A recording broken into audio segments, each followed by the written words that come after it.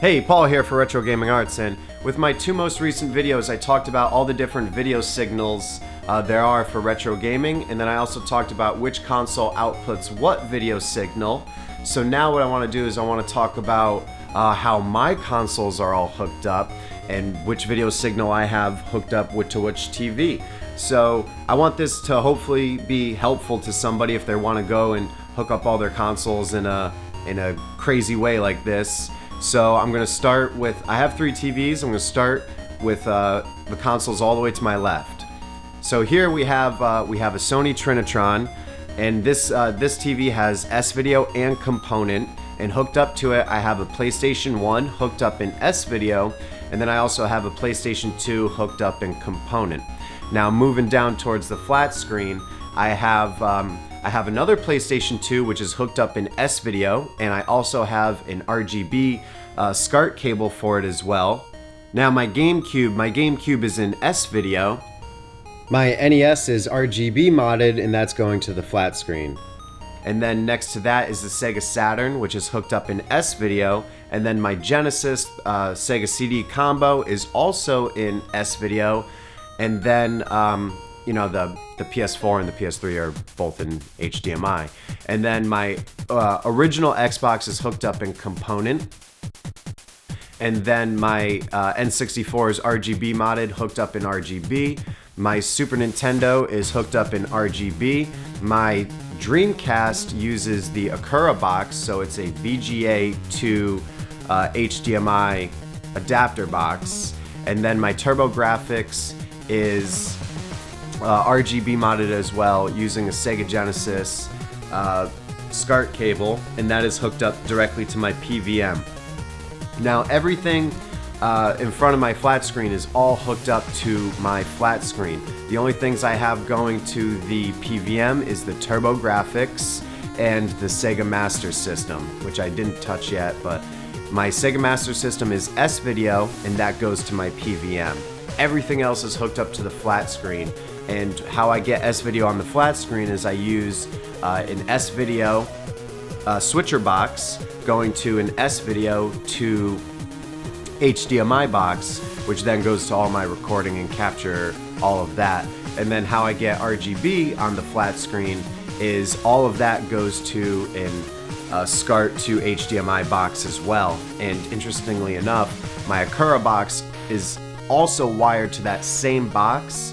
That way I can record Dreamcast, because the Akura box, it's a whole thing where with my capture software, it doesn't record that resolution, so I need that box to change the resolution of the Akura. So pretty much everything I have in S-Video is all going to my flat screen, and then just the Sega Master System in S-Video is going to my PVM. Pretty much I use S-Video for all Sega, RGB for all Nintendo, and then S-Video and Component for Sony. So there's one more thing I want to, for the whole capturing aspect and the HDMI aspect of this, I have a very lousy HDMI splitter box.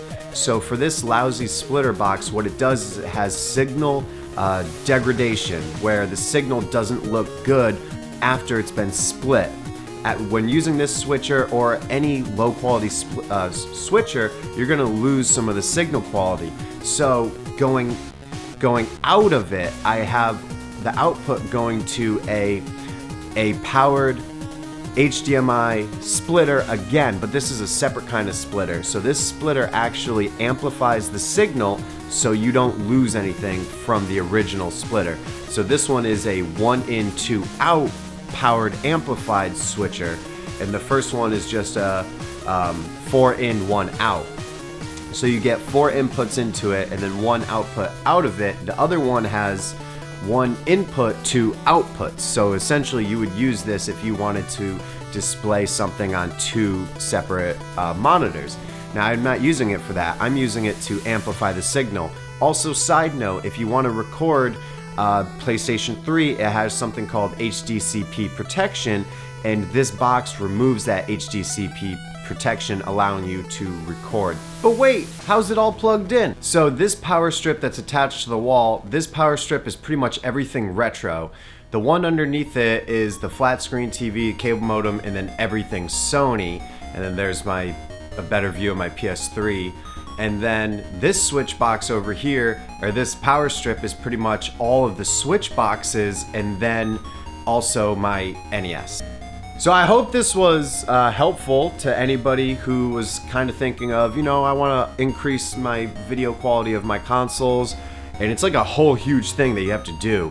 And like, I highly just recommend just get a CRT with S-Video or Component, get an S-Video or Component switch box, and then just run everything in S-Video or Component. That's like the easiest, quickest, best way to do it all. But if you have a flat screen, just get whatever signals you want to output, just get that signal to HDMI box in a splitter, and then just plug all your consoles into the switch box, going to the adapter, going to your TV. That's easy, and that's how you do it, and then you just get all the correct cables that you want. You don't have to do every single different console in a different output. Do whatever works best for you. So thank you guys very, very much for watching. Let me know how your consoles are hooked up. I shared how mine are hooked up, and I want to know how yours are hooked up too. So thank you guys very much for watching, checking everything out that we do, the website, social media, all that, and I'll see you next time.